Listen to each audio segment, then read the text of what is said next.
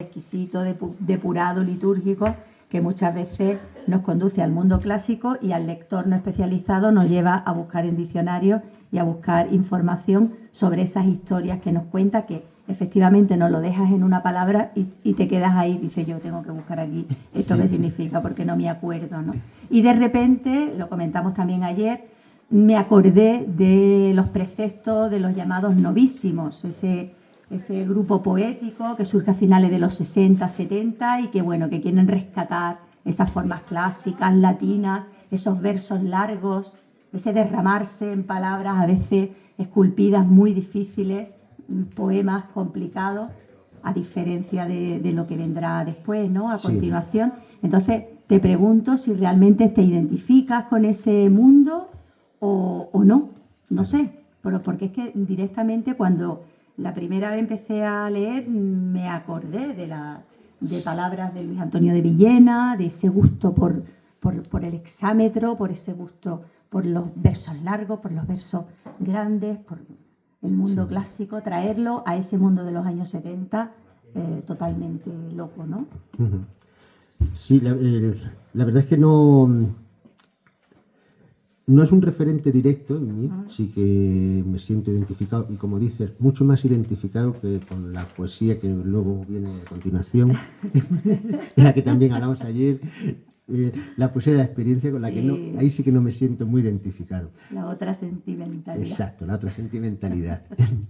Y además comentábamos eso, ¿no? Que le comentaba que la poesía de la experiencia, que me parece que cuando se intenta hacer, le ponía un ejemplo que era la del café, ¿no? Si en un poema, la poesía de la experiencia, que es, bueno, te va a describir la taza del descafeinado que te estás tomando como experiencia, y que para mí la experiencia importante no está en esa taza de café que te estás tomando, sino en todas las emociones que te trae todas las emociones que trae contigo, todo el ambiente que rodea, o sea, lo que despierta de ti, la evocación, lo alusivo, es más importante que esa experiencia concreta, ¿no? Al menos para mí en mi poesía. Y hablando de eso, tampoco tengo una influencia directa de ningún grupo poético en concreto, porque siempre me ha parecido muy importante lo que es buscar mi propia voz. Entonces, siempre he huido de la poesía debe ser tal, la poesía debe ser cual. O sea, siempre he huido de escuelas o de promociones literarias. He ido buscando y en esa búsqueda he ido, digamos, mamando de muchísimos autores. Evidentemente empezaría con todos los clásicos, los griegos, para mí fueron muy importantes, la lectura de Homero, de los líricos griegos antiguos. Fundamental fue el descubrimiento de un poeta no muy conocido de la Grecia antigua, que es Teócrito, que curiosamente inventa la poesía bucólica, que luego poesía pastoril, que luego va a tener mucha trascendencia, ¿no? Todo eso fue muy importante, pero igual de importante para mí es la lectura de los clásicos castellanos, un Garcilaso, un Juan de la Cruz, esa depuración del lenguaje, para mí es, pues eso, o sea, es impactante, ¿no? Y incluso, fíjate, acabo de nombrar Juan de la Cruz, en el cual pasa un poco lo que estabas comentando. El vocabulario de lo cotidiano sirve para expresar lo que no se puede expresar, ¿no?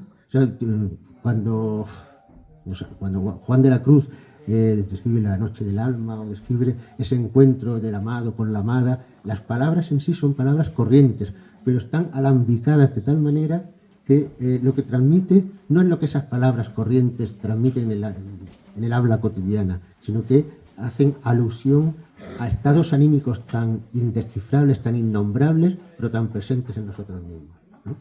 Luego, a partir de ahí, pues sí, muchas influencias, los griegos modernos, sean Seferis, Cavafis, o por ejemplo también Hölderlin. Por supuesto, uno de mis poetas más leídos y más disfrutados es Cernuda, que para mí ha sido un maestro, pero en todos ellos ha sido siempre lecturas en las cuales me empapaba de ello para luego buscar mi propia voz, sin sentirme identificado con ninguna escuela poética.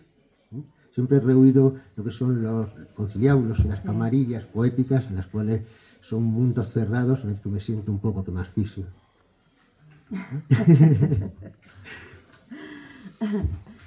Bueno, pues yo creo que seguimos leyendo. A mí me encantó el ateniense, el vaquero, Sí. el Apolo en vaqueros, es fantástico. Yo creo que es un retrato fiel de todo lo que estás diciendo, ¿no? Sí. Además o sea, es el último poema porque efectivamente estaba haciendo tiempo para coger el avión de vuelta cuando entre medio de... Bueno, quien haya estado en Atenas lo sabrá, Atenas es una ciudad caótica, o sea, es el caos por excelencia, ¿no? Pero para mí personalmente ese caos, yo pienso que el cosmos, cuando hay un mundo ordenado, organizado, bonito, eso ya tiende a deshacerse, a la erosión y al desgaste y a perderse. Sin embargo, donde hay un caos, todo caos, eh, tiene dentro de sí el impulso para convertirse en un orden nuevo, en crear algo nuevo. Entonces, en medio de ese caos, de autobuses, coches gritando, de trolebuses, de gente que venía del mercado, de chillar, los taxistas se chillan, malaca, malaca, así desconcertante, pasa un jovencillo, guapísimo, con mucha armonía así, y dices, ¿ves? Apolo es eso, es esa armonía en medio de ese caos, esa armonía que te arrastra la mirada y te hace comprender de que siempre hay un impulso para la vela, cuando vas con la vela desplegada, el aire te impulsa y te lleva hacia adelante. Ateniense. Con qué indolencia camina y en su abandono cuánta armonía. Joven Apolo en vaqueros, por entre tranvías y los coágulos del mercado. Espejo del sol su camisa, su frente como de laurel ceñida. Apolo anónimo entre los tubos de escape. En sus ojos, como en un estanque, relampaguea ignota la luz de los hiperbóreos, como en un estanque donde aún parpadea la memoria del jacinto, con la despreocupación con que la hoja cae al agua, como en un estanque a donde acude a asomarse la plenitud del mediodía. Apolo en vaqueros. Su juventud es hija gentil de los mármoles derruidos y del ímpetu del aire en la vela desplegada.